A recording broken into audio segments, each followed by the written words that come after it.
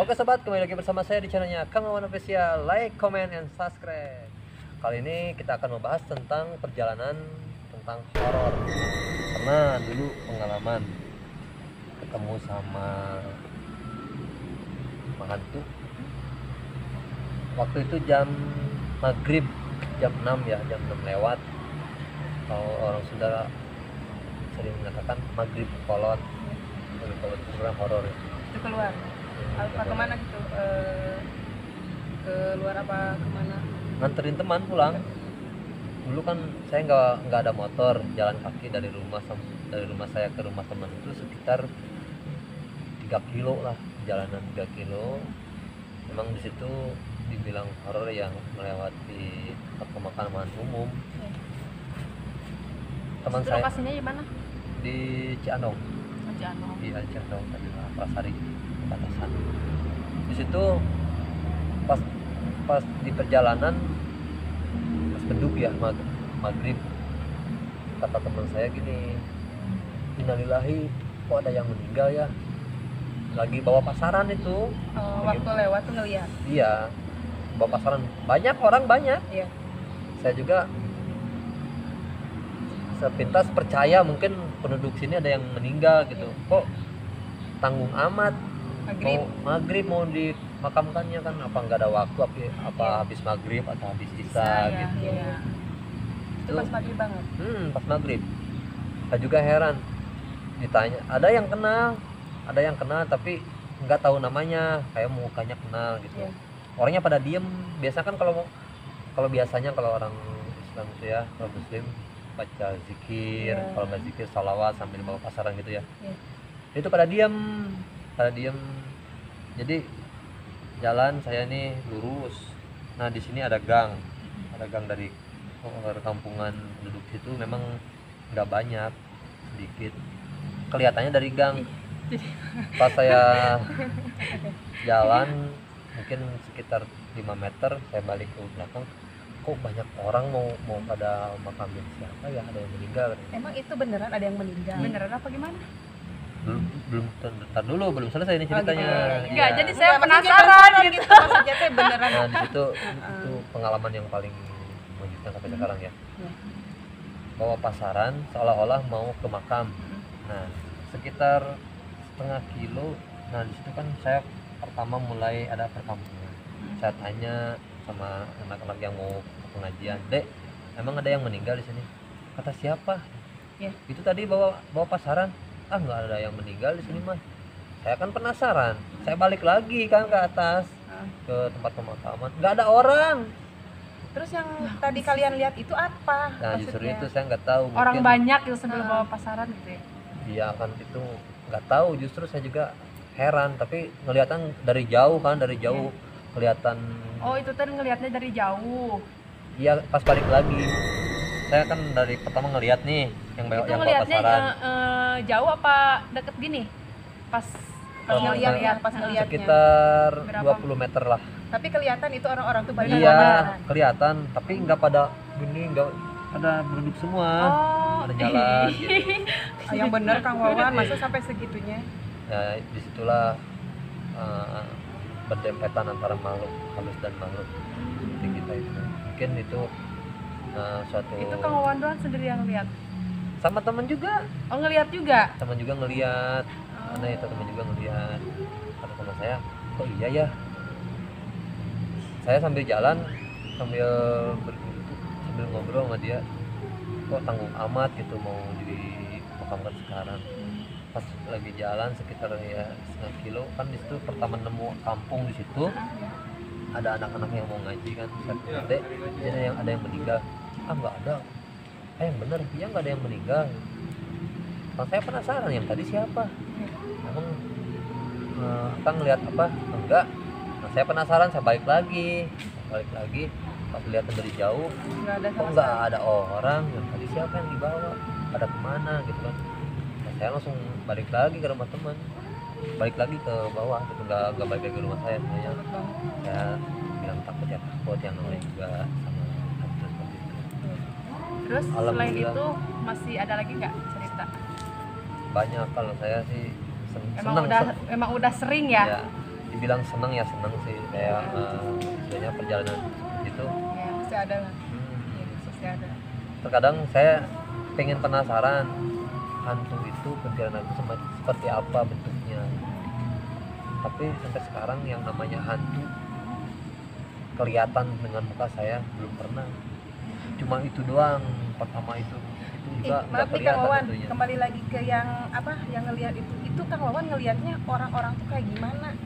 Banyakan apa gimana? Apa dia Ya, ada yang ngobrol, ada apa yang kayak gimana? sekitar 10 atau 15 orang kalau nggak salah ya, soalnya kan Banyak begitu ya. Biasa Iya.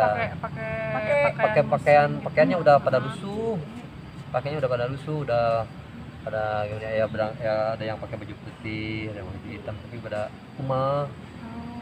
Saya juga Tapi soalnya kan nggak merhatiin satu persatu iya orangnya. kan maksudnya kelihatan nih banyak nih. Iya, sambil bawa pasaran, Iya. kayak bawa mayit gitu. Nah, Saya juga berpikir kok nggak sambil baca zikir Iya kayak iya iya. Enggak seperti salah biasanya aja, pada ada dia diam-diam ada aja diam gitu ya. gitu.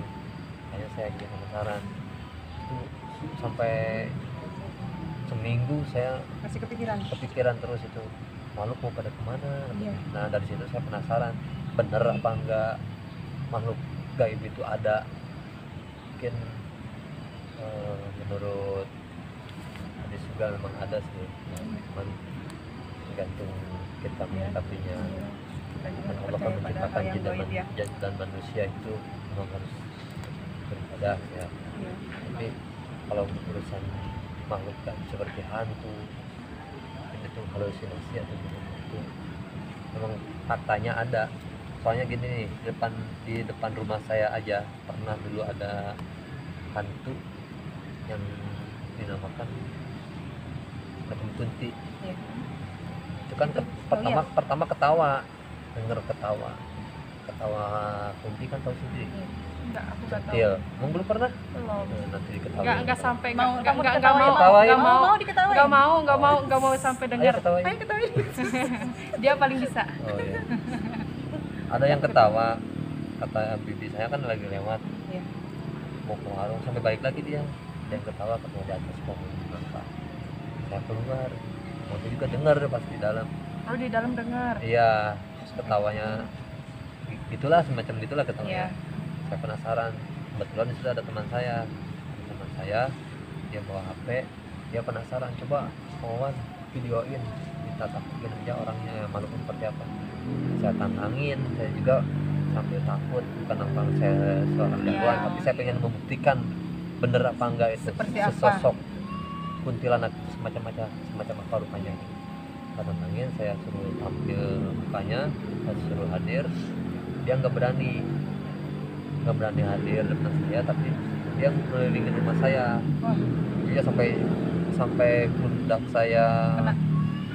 berdiri bulu kuduknya Iya. sampai perasaan bengkak gitu. iya iya iya. Demi Allah itu bukan rekayasa, ini fakta. Bener kelihatan ada. Tidak Enggak, kelihatan, maksudnya dia tapi sama teman saya kelihatan. Oh, yang satu lagi sama teman kelihatan. kelihatan. Tuh di situ ada tuh. Barusan ada yang warna-warna Jadi yang warna apa? Yang warna putih-putih gitu. Saya ambil botol aqua. Saya panggil, saya ancam dia. Wahai makhluk gaib, mau jin kayak kau, mau setan kayak, mau apa kayak, kalau berani nampakkan diri, kalau nggak berani saya tarik kamu masukin ke botol, kayak gitu.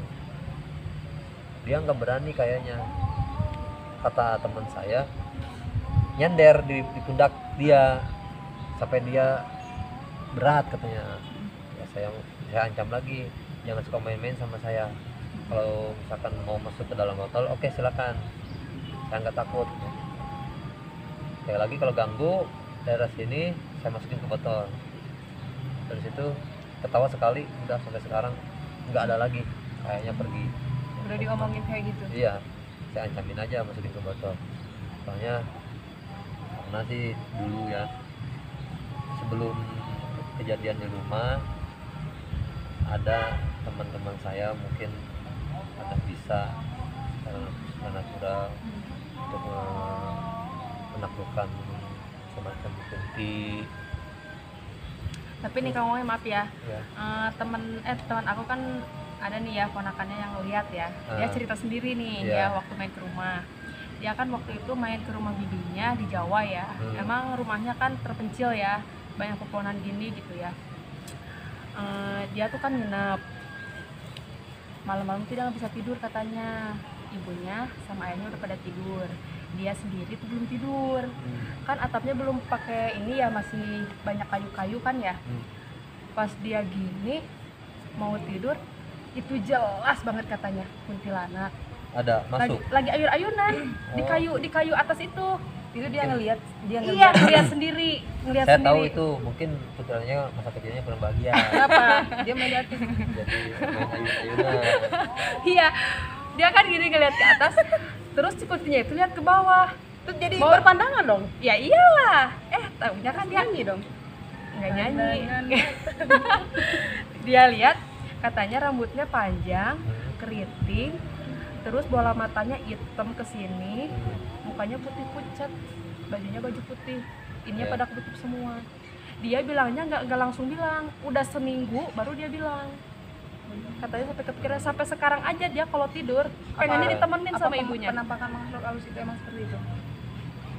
Ya enggak juga. Sebenarnya bagi mereka juga, kalau misalkan mereka bisa kelihatan sama manusia, mereka juga apa? Katanya segitu ya emang. Apa? Jadi menurut orang-orang Sunda ya, Iya. itu harus apa lagi? Oh, gitu. Kalau kita harus puasa lagi, jadi apes lah dia. Pernah ngalamin teman saya nih, teman saya juga nih, dia diganggu sama pocong katanya sekitar jam 1:30 malam. Jam 1:30 dia diganggu pocong, dia tidur nih sendirian, kan nungguin villa, dia tidur sendirian di villa itu, di pinggirnya ada pocong lagi tiduran. Dia nelfon, kan ini saya nggak bisa tidur, saya digangguin sama pocong. Kirain saya bohong ya. Iya. Oh, saya ada pocong itu. Demi Allah, ini pinggir saya ada pocong lagi tidurin, lagi nyender. Terus ini saya nggak bisa keluar, saya takut gini gitu. Ya udah lu istighfar aja kan. Udah istighfar, udah zikir, tapi pocongnya selalu ada. Tolong itu mohon gini. Ya saya tolongin sebisa saya dari rumah. Kawan datang ke situ. Enggak, dari rumah. Pada dulu. Dari rumah saya tarik pocongnya, ya istilahnya saya keluarin. Ya mungkin saya juga istilahnya agak senonoh ya, nggak bisa kalau nggak gimana untuk persiapan. Sekitar 5 menit dia telepon lagi, alhamdulillah Kang Wawan pocongnya sudah nggak ada katanya. Ya udah syukur. Lu kalau bisa tidur aja, jangan lupa baca doa kata saya. Iya, terima kasih katanya. Udah tutup telepon, saya kan tidur. Saya tidur, ada yang nyekek Ya, siapa? saya, Kawan. Bisa. ada yang nyekek. Dibilang tidur, dibilang udah tidur. Kayak gimana ya? Kayak nyata gitu, nyata. Pocongnya kelihatan, nyekek gini. Masa saya sampai nggak Bisa nggak bisa napas. Terus isi saya dipukul. Kirain isi saya yang nyekek gitu. Saya lagi tidur. Oh, kenapa ada pocong di sini? Saya lupa bahwa saya udah ngambil pocong, yang narik pocong dari itu rumah teman saya. Jadi dia pindah. Kayaknya dia dendam, marah gitu. Nah itu kejadian yang sangat aneh juga. Kok bisa datang ke saya? Iya. Kok bisa saya dicekek gitu? Saya tantangin aja pocong yang sekalian di rumah. Saya bangun, saya ambil air wudhu, sholat tahajud. Terus sekalian kalau misalkan pocong masih penasaran, yuk datang aja. Kayak gitu. Sekalian saya agak emosi tuh. Sebenarnya juga takut. Itu nggak ada, alhamdulillah pocongnya sampai sekarang nggak ganggu teman saya sampai jalan dan saya juga bukan ahli supernatural ya, ahli spiritual, tapi ya sedikit untuk jaga-jaga mah bisa lah gitu, buat jaga diri kita dari hal-hal hantu-hantu seperti itu mah. Kita kan punya Allah. Apa sih yang nggak ada, apa sih yang nggak mungkin, semuanya pasti mungkin asal kita percaya, yakin bahwa Allah itu ada. Itu karena kita manusia yang paling mulia, yang paling sempurna. makanya jangan takut. Kalau misalkan kita takut sama hantu, itu semua halusinasi, karena akan menyebabkan sesuatu yang tidak diinginkan. Takutnya kita jatuh, Celaka ya. kecelakaan. Makanya kalau kita menghadapi hantu semacam apapun, yang penting kita harus ingat semuanya yang kita. Tapi kan kalau misalnya kita takut ya takut aja, Ya, itu cuma gimana perasaan, dong? perasaan. Iya. Ya, Perasaan takut itu. kena fisiknya itu ya, kaget. Kita takut aja Karena kan. sebelum melihat hantu juga kita kita sugestikan diri Iya. kita sendiri. Makanya tanamkanlah, kata Pak Ustadz juga, tanamkanlah zikrullah dalam hati kita, selalu berzikir, ingat sama Allah, tidak ada hal apapun yang mengganggu, termasuk setan gitu.